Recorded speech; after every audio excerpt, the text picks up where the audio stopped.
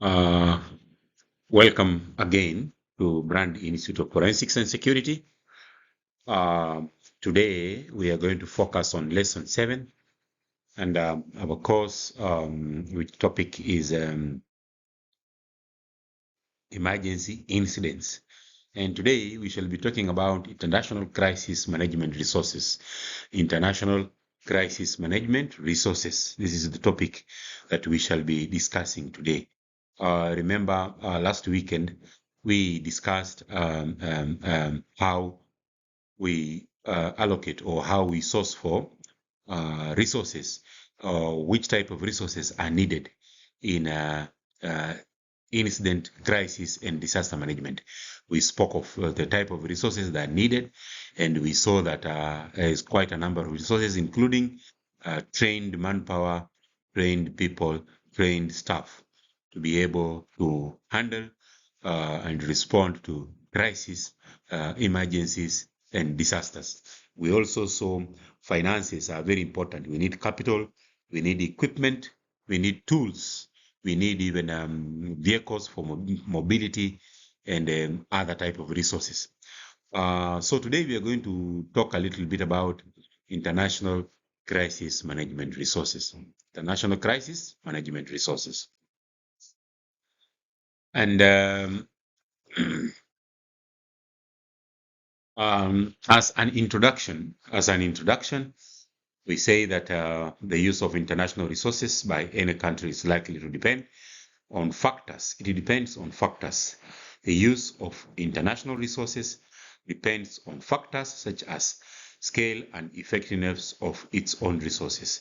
In that, if we are in a better position to manage the crisis with our own resources as a country, then we would not likely ask for international resources. However, if we are not able to manage the crisis or the disaster using the resources that are available at our level, then we may need to go to international resources. Then it also depends on bilateral assistance arrangements with allied countries. For example, we get a lot of support from the United States of America. We get a lot of support from Israeli government. We get a lot of support from United Kingdom and even Canada when we have issues that need support. And even you saw when we had the Ducid 2 attack, we had a little bit of international support from one commando from France who was responding to the incident to try and neutralize the terrorists. We also say it also depends on political implications. We cannot receive resources from countries that we are not in good books with in terms of politics. For example, if it is a Republic of Somalia and they are in a crisis, then definitely they will not receive any resources from the United States of America because they have been blacklisted as a country that sponsors terrorism. And then also, we also see that it also depends on suitability of international resources in a particular disaster situation. Suitability of international resources in a particular disaster situation. So what we say, it is not that any crisis or disaster that occurs in our country that we have to get international resources from all countries. No, it depends on scale and effectiveness of our own resources. It depends on our bilateral assistance arrangements with our partner countries. It also depends on political implications, and it also depends on suitability of international resources in a particular disaster situation. When with reference to Kenya, our republic, requests for international assistance depends on the arrangements that we have made as a country under our disaster management programs.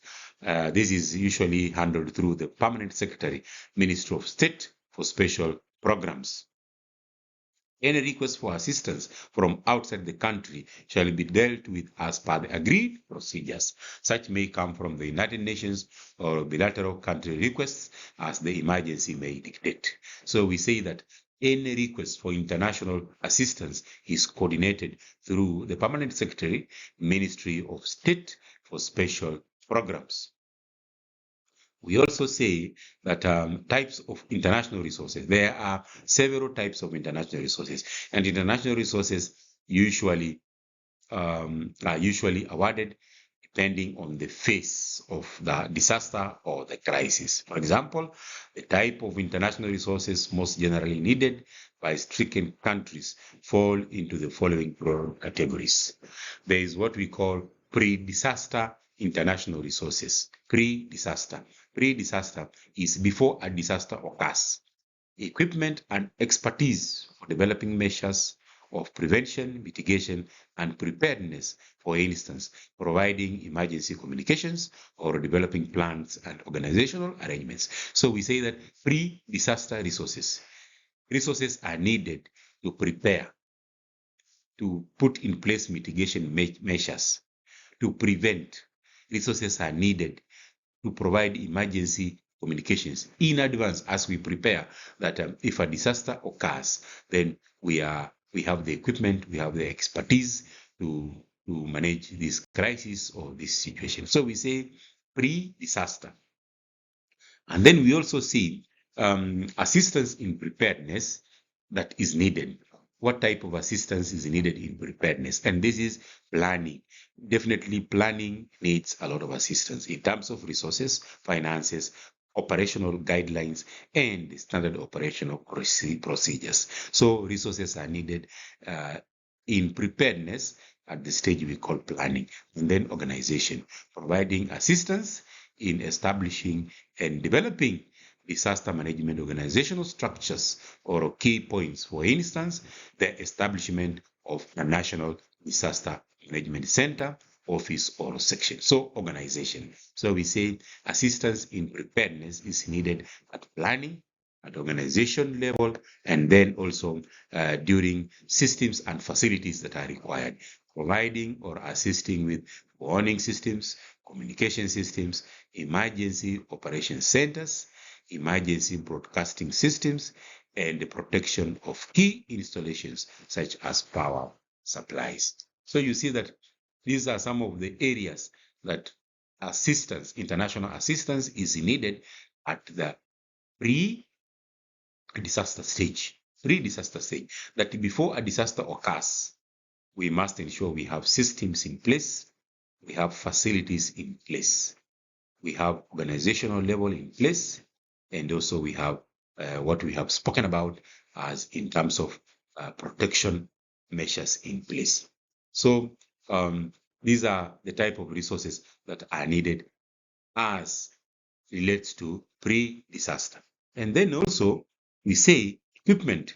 We need to have equipment in place, stockpiling of emergency items such as generators, chainsaws, shovels, cooking equipment, shelter materials, and medical equipment. And then of great importance is training, providing overseas training, assisting with in-country training. For example, we get a lot of our responders going to developed countries like France, like the United States, like the UK, for training to be prepared to respond to emergencies and disasters. So we say that these are the type of international support resources that are needed at pre-disaster stage. We see that there are other resources that are needed during response operations. During response operations. Response operations means that a disaster has occurred. Now we are responding to it. And remember we said the priorities is to save life, to control the situation, to administer first aid, to minimize further damage, among other priorities. I hope you can remember that. So we say during response, we need resources. And as with the pre-disaster circumstances, assistance in response operations can also take various forms. Some common examples are monitoring and warning of potential disaster impact. For instance, assistance from World Meteorological Networks or tsunami warning centers. So during response, we depend on assistance from some of the organizations that we have seen here. And then also, during response, we talk of post-impact survey and assessment. For instance, aerial, photographic, or visual reconnaissance. And then we also talk about providing emergency assistance teams, for instance, medical teams, defense force teams, and other specialized teams. You remember when we had a building collapse in Kenya. um, I don't really remember which area, but you remember always when we have these disasters, we have assistance from Israeli to come and assist us to evacuate people from the rubbles and to try and save life and to try and return the situation to normalcy. So we say providing emergency assistance teams, for instance, medical teams, defense force teams, or other specialist teams. Also, providing emergency equipment and supplies, for instance, communications, generator, clothing, shelter materials, food, transport, and medical supplies. We need this from international partners when we are in a disaster situation. For example, you can remember even when we had the Westgate attack, we had a lot of support from our international partners in terms of clothing, in terms of food, in terms of transport and medical supplies. And then providing specialized personnel, for instance, to install and operate water purification plant. What we mean to say here is that there comes a time when we are in a deep disaster or in a serious crisis, and we need support in terms of resources from international partners or from international countries. And it comes a time when we are not able to manage the situation by ourselves at our level. We need assistance in terms of equipment, in terms of medical supplies, in terms of specialists from these other international partners to try and solve the situation. We also see that during a response, we need to provide temporary major response capabilities. For instance, helicopter capability for various emergency roles, including survey and assessment, and food distribution. Also, shipping capability for movement of heavy, bulky supplies, off-road vehicle capability, etc. There comes a time we are deep inside a disaster and we definitely cannot make it with our own resources. So we call upon the international partners to support us. And we said this is coordinated through the permanent secretary in the Ministry of Special Programs. And if you look at the Kenyan structure, things have changed politically since we moved from the government of Uhuru Kenyatta to the government of William Ruto. So there are a lot of changes, and you need to find out exactly these events still coordinated under the permanent secretary, Minister of Special Programs, or they have changed. So that is one area that you may need to find out. How do we coordinate? What is the coordination level, or what is the coordination chain of requesting for international support in the event that we are in a disaster? Then there is the resources that we need during recovery programs. Recovery program means that something has happened and the disaster is over or the crisis is over. We are trying to recover. We are trying to continue in business, even at organizational level as a country. We are trying to go back to normalcy. Then the post-disaster recovery process usually consists of a series of distinct but interrelated programs. For instance, covering infrastructure, medical and health systems, education facilities, and so on. International assistance may therefore be directed towards a specific recovery program or comprise some form of contribution to overall recovery. So we see that during recovery programs, we need resources. We need, especially finances, we need money during recovery program because maybe we need to rebuild our structures, we need to rebuild our business, we need a lot of financial support to be able to get back on our feet. And we see that some of the areas that are very important when we talk about recovery programs is financial grants or credits, building materials, technical equipment, agricultural rehabilitation, extended feeding program, especially when we had a drought, disasters, and then specialist or specialist teams. We have seen that we usually rely on the countries like Israeli and the US when we have issues where we need specialists, and then food for working program, mainly through the United Nations. Those are some of the areas where we need international resources, when we are talking about a recovery, we are recovering from a situation. And when we are recovering from a situation, definitely we need resources, and the resources we need may appear in the forms that you can see on this screen. And then another stage where we need international resources is for future development. Assistance from the resources of overseas governments and international organizations, often as an extension of recovery programs. Future development. Sources of international assistance may vary in the case of individual countries, depending on geographical position, regional groupings, and other factors. We see that sources of international assistance may vary in the case of individual countries, because there are other countries that do not have good bilateral relationships with the international community, in the international community. So when there is a crisis or a disaster, then the source for resources becomes a problem. We see that it is therefore likely advisable for each country to make a careful survey of the possible sources that are most suitable and convenient for its own needs. Factor to be taken into account when considering international assistance is the existence in country of various organizations such as the Red Cross, the ADRA, and the World Vision, because these already have day-to-day international links. What I mean to say is that politically, we should always align ourselves with partners who we know that if we have a situation, that we can get assistance from these countries. And then there are other organizations that exist. Even the Red Cross exists in our country, and it comes in very handy when we have a disaster. I have participated in many disaster response operations in Kenya, including the Westgate attack, and I saw for myself the role played by the Red Cross and World Vision in providing resources and expertise when we are in these situations. So as security professionals, even in your private organization or in the corporate organization, strive to have very good relationships with people who can assist you as a security manager when there is a crisis. Strive to have a good relationship with the police. Strive to have a good relationship with the neighborhood.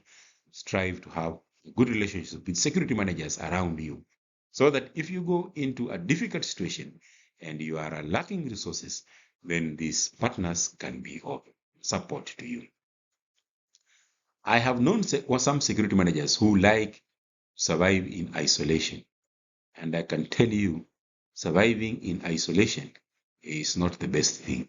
You will survive, yes, but when a crisis occurs at your organization and you are the security manager who's supposed to be handling this, if you don't have links, if you do not have links of support, if you have not developed a good relationship with your neighbors, if you have not developed a good relationship with the police, with the government, then I can for sure tell you it will be a very difficult situation for you to manage this situation. So always as a security manager, strive to build good working relationships, even internally, not only externally. Other departmental heads, other departmental managers, develop good working relationships with them, so that when you have a problem, you can get resources and you can get support and you can even get advice and even encouragement. Don't behave in a manner likely to suggest that you want to be surviving in isolation. Having said that, the sources of international assistance, where do we get these sources of international assistance? Sources of international assistance may vary from individual countries, but usually comprised of multilateral organizations and agencies and bilateral organizations. So multilateral organizations and agencies, and also bilateral organizations. I would like you to do a research as a student at the Brand Institute of Forensics and Security. Which organizations are we talking about when we talk about multilateral organizations, and when we talk about bilateral organizations? Which organizations are these? And you can come up with examples, and you it will help you to better understand the concepts that we are talking about. And then also we have to mention that resources for organizational functional requirements. Before examining these methods, however, it is advisable to look further at some of the key requirements that affect the functions of resources organizations. These include, we are going to talk about functions that affect key requirements that affect the functions of resource organizations.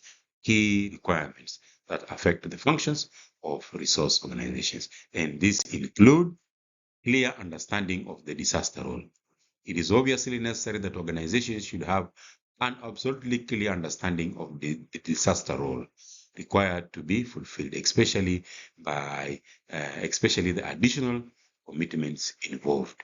These organizations, we are talking about multilateral organizations. They are big organizations like the United Nations, like the International Red Cross. We say that there should be a clear understanding of the disaster role. Even at your organization, as a security manager, you should understand what is your role and what is the role of the other managers in case we go into a crisis. That is what we are talking about. The commitments, that it is your commitment. What are you supposed to do if we go into a crisis? And then we also talk of organizational scope and limitation. The scope and limitation of organizations in relation to their disaster tasks also needs to be examined. For instance, to identify any sections or personnel who may not be required to participate in the allotted disaster role. These sections, personnel, may be valuable for earmarking as reserve capability of some kind. We also say role capability. The capability of organizations to fulfill their disaster roles must be examined, monitored, and confirmed. Also, their ability to sustain the role under disaster conditions. Role capability. So even at the organizational level, there must be clear explanations, clear standard operating procedures of disaster roles, who has plays which role, who communicates with the media, who handles the emergency, who evacuates the people, and who has which responsibility. This must be clearly elaborated at an organizational level. And then we see that timely role conversation, organizations must be able to convert to their disaster roles in time to meet tasking requirements. Alternatively, there must be adjustment to those requirements. And then also, we say that suspension of normal role elements. If some elements of some organizational roles can be temporarily suspended or left in the abeyance, this should be identified as clearly as possible, hence releasing the relevant resources for disaster purposes. That's we said, if there is a disaster, then we must be able to release some of the resources towards handling of the disaster. We may need to suspend some of the operations so that we divert the attention of the people or the manpower to managing the disaster or the crisis. So we suspend some of normal role elements so that we may use the resources that we have to manage this disaster. And then also another key function that affects the disaster management in organizations is the effect of disaster commitments on owned resources, a factor which often concerns and constrains organizations in relation to disaster role is the various forms of loss which they may suffer. This can happen in the form of using up fuel, transport capability, supplies, and budget allocations. Definitely, it uses money. Managing disasters, managing crisis requires substantial amount of money, which must be availed at the organization level. So, organization may need to go back to its resources so that it is capable to manage a disaster that is occurring. For example, if we have a fire in a hotel and the part of the hotel is completely burned down, then for us to be able to rebuild, recover and go back to operations, we may need to lay off some staff, or we may need to divert some staff from their normal operations. We divert them from their normal operations to go and help in rebuilding the structure. We may divert some finances that are used as bonuses. This money, we may need to use this money and cut off bonuses of employees, use this money to rebuild the structures. This is what we are talking about. And then we say the result is that after the disaster, an organization's own role capability is depleted or downgraded because of the financial level going down, because the revenue has to be used in rebuilding and recovery. Moreover, in conditions of post-disaster, the losses may take a significant time to recover. This point needs to be resolved as far as possible, especially to ensure that organizations are not inhibited from carrying out their disaster operations. You see, sometimes disaster occurs. You remember Westgate. From the attack, it has taken many years for Westgate to recover. And I can tell you, Westgate will never recover fully. You remember Dusit. I'm just talking about this because this is terrorism and we are security professionals. It has taken many years. In fact, Dusit, I'm not very sure, but Dusit has never recovered in business as a hotel. It has never. So sometimes a disaster will occur, crisis will occur. It will affect the entire organization until it cannot recover. You remember Nakumatt downtown during the fire tragedy. It never recovered. It never recovered from that tragedy. That was the end of Nakumatt downtown. Also, we see that exposure to risks. Sometimes disaster operations may expose the personnel and the equipment of resources to risk or loss. This may not be acceptable to resource organizations, resulting in reluctance to carry out certain tasks. This point, if it is likely to be relevant, needs to be satisfactorily settled during the planning process. Sometimes risk, you expose your people or your staff to risk. For example, when you are responding to a fire situation, you may expose the fire responders who are your staff to high risk, and you may even lose them. You have seen that even during the 9/11 attack here at the United States of America, some firefighters lost their life during that response. So what we are talking about is that exposure of personnel and equipment to risk is sometimes organizations shy away from using its personnel in responding to disasters. We see that there are also legal implications. Legal implications, these are implications that based on the law. As with exposure to risk, disaster operations may sometimes involve disaster workers and or organizations in legal implications. For instance, damage may be caused to private property during these operations. Damage may be caused to private property during these operations. And when damage is caused to private property during these operations, then there is likely to be legal implications. Legal implications. Some organizations will take legal action against you for having damaged their operations or their equipment or their properties during response to disasters. And then we see that the resource organizations need to be assured that they are safeguarded against this kind of eventuality. Disaster legislation can usually be framed to cover this kind of possibility. What we mean to say is that when it comes to managing crisis, when it comes to managing disasters, there comes a time when we cannot do it ourselves at our level, when we need international support in terms of resources. And we have seen the international support in terms of resources that we may need includes finances, it includes equipment, it includes medical supplies, it includes food, it includes expertise, trained expertise who know how to break into these areas and save life and evacuate people. We have seen that we need even, sometimes we need even vehicles for response. We need medical ambulances for response. So there comes a time as a country, we may be faced with a major disaster And when we are faced with a major disaster, definitely we call upon our partners in the international community and ask for resources. And we have seen that these resources are coordinated through the permanent secretary in the Ministry of Special Programs. When we need help, we must coordinate it through this particular arm of the government. So, in short, what we say is that to manage any crisis, to manage any disaster, resources are needed.